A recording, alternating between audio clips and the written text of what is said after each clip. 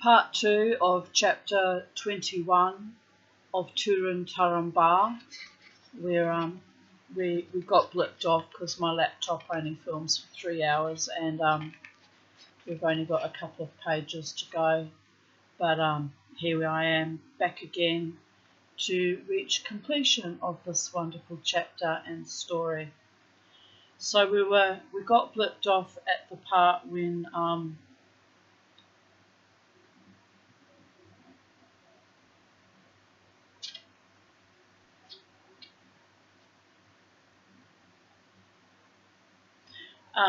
at the part where Brandir has seen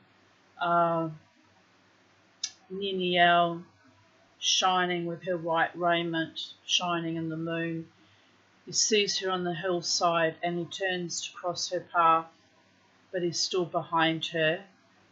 And she's when she arrives at the ruin of Glaurung. And there she sees the dragon lying dead, and she sees the man beside him as her beloved Turumbar, and she calls his name in vain, by that meaning he's senseless or unconscious. And finding his hand burnt, she washes it with tears and binds it with a strip of her raiment, her clothing. And we got cut off at, and bound it about with a strip of her raiment. And she kissed him and cried on him again to awake. Thereat, Glaurung stirred for the last time ere he died, and he spoke with his last breath, saying, Hail, Nienor, daughter of Hurin, we meet again ere the end. I give thee joy that thou hast found thy brother at last, and now thou shalt know him, a stabber in the dark, treacherous to foes, faithless to friends, and a curse unto his kin, Turin, son of Hurin. But the worst of all his deeds thou shalt feel in thyself. Then Glaurung died, and the veil of his malice was taken from her, and she remembered all the days of her life. Looking down upon Turin, she cried, Farewell, O twice beloved! A Turin Turambor Turun Ambartanen, master of doom, by doom mastered, oh, happy to be dead. Then Brandir, who heard all, standing stricken upon the edge of ruin, hastened towards her, but she ran from him, distraught with horror and anguish, and coming to the brink of the Kabed and Aras, she cast herself over and was lost in the wild water. Then Brandir came and looked down and turned away in horror. And though he no longer desired life, he could not seek death in that roaring water. And thereafter no man looked again upon Kabed and Aras, nor would any beast nor bird come there, nor any tree grow, and it was named Kabed Nairamath, the leap of dreadful doom.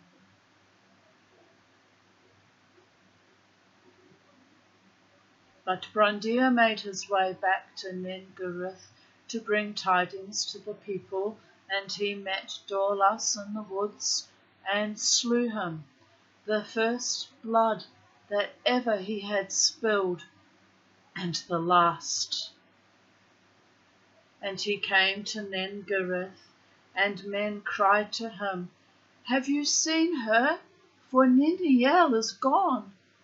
And he answered, Niniel is gone forever.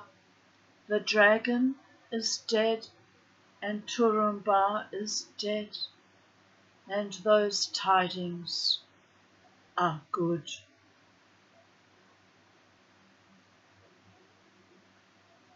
The people murmured at these words, saying that he was crazed. But Brandir said, Hear me to the end. Niniel, the beloved, is also dead. She cast herself into Tyglen, desiring life no more, for she learned that she was none other than Nienor, daughter of Hurin of Dor Lormen, ere her forgetfulness came upon her, and that Turumbar was her brother, Turin, son of Hurin. But even as he ceased, and the people wept, Turin himself came before them. For when the dragon died, his swoon left him, and he fell into a deep sleep of weariness.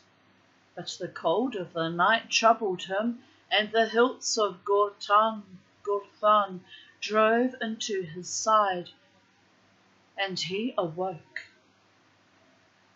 Then he saw that one had tended his hand, and he wondered much that he was left none the less to lie upon the cold ground. And he called, and hearing no answer, he went in search of aid, for he was weary and sick. But when the people saw him, they drew back in fear, thinking that it was his unquiet spirit, and he said, Nay, be glad, for the dragon is dead, and I live. But wherefore have you scorned my counsel, and come into peril? And where is Niniel? For her I would see, and surely you did not bring her from her home. Then Brandir told him that it was so, and Niniel was dead.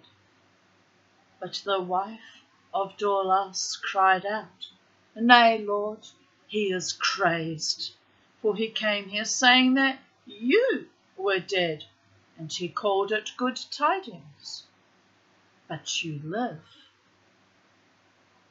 Then Turumbar was wrathful, and believed that all Brandir said or did was done in malice towards him and Niniel, begrudging their love. And he spoke evilly to Brandir, calling him Clubfoot. Then Brandir reported all that he had heard, and named Niniel Nienor, daughter of Hurin. And he cried out upon Turumbar with the last words of Glaurung, that he was a curse unto his kin and to all that harboured him. Then Turumbar fell into a fury, for in those words he heard the feet of his doom overtaking him, and he charged Brandir with leading Niniel to her death, and publishing with delight the lies of Glaurung, if indeed he devised them not himself. And then he cursed Brandir and slew him, and he fled from the people into the woods. But after a while his madness left him, and he came to Halthaneleth, and there sat and pondered all his deeds. And he cried upon Finduilas to bring him counsel, for he knew not whether he would do now more ill to go to Doriath to seek his kin, or to forsake them for ever and seek death in battle. And even as he sat there, Mablung with a company of grey elves came over the crossings of Teiglin, and he knew Turin, and hailed him, and was glad indeed to find him yet living, for he had learned of the coming forth of Glaurung, and that his path led to Brithiel, and also he had heard report that the black sword of Nargothrond now dwelt there. Therefore he came to give warning to Turin and help if need be, but Turin said, "You come too late, the dragon is dead." And then they marvelled and gave him great praise, but he cared nothing for it and said, "This only I ask, give me news of my kin, for in Dorlomin I learned they had gone to the hidden kingdom."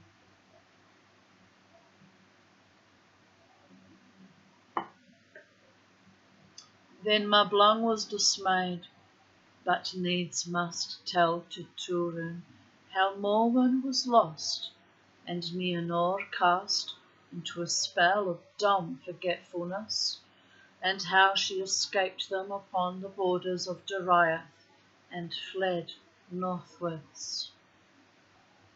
Then at last Turin knew that doom had overtaken her, and that he had slain Brandir unjustly, so that the words of Glaurung were fulfilled in him. And he laughed as one, fey, crying, "This is a bitter jest indeed." But he bade Mablung go and return to Doriath with curses upon it.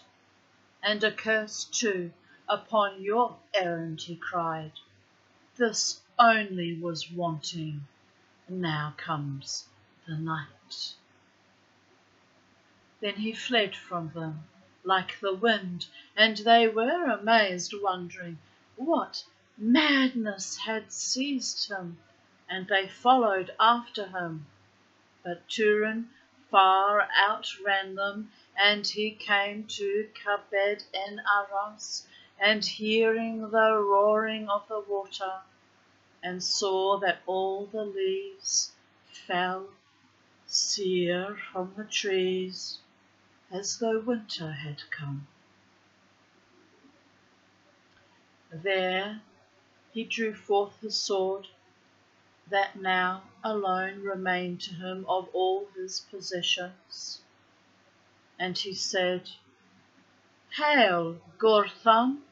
No lord or loyalty dost thou know, save the hand that wieldeth thee. From no blood wilt thou shrink. Wilt thou therefore take Turin Turambar? Wilt thou slay me swiftly?" And from the blade rang a cold voice in answer, "Yea, I will drink thy blood gladly, that so I may forget the blood of Beleg, my master, and the blood of Brandir, slain unjustly. I will slay thee swiftly." Then Turin set the hilts upon the ground, and cast himself upon the point of Gurthang, and the black blade took his life. But Mablung and the elves came and looked on the shape of Glaurung lying dead, and upon the body of Turin, and they grieved. And when men of Bruthiel came thither, and they learned the reasons of Turin's madness and death, they were aghast, and Mablung said bitterly, I also have been meshed in the doom of the children of Hurin, and thus with my tidings have slain one that I loved. Then they lifted up Turin and found that Gurthang had broken asunder. But elves and men gathered there great store of wood, and they made a mighty burning, and the dragon was consumed to ashes. Turin they laid in a high mound where he had fallen, and the shards of Gurthang were laid beside him. And when all was done, the elves sang a lament for the children of Hurin, and a great grey stone was set upon the mound, and thereon was carven in runes of Doriath, Turin Turambar Dagnir Glarangar, and beneath they wrote also Nienor Niniel. But she was not there, nor was it ever known whither the cold waters of Teiglin had taken her.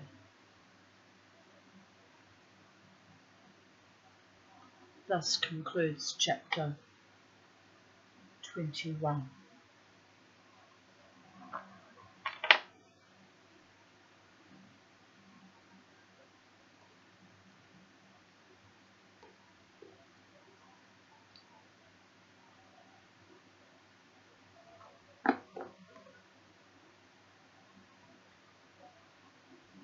It's now 7:32 p.m.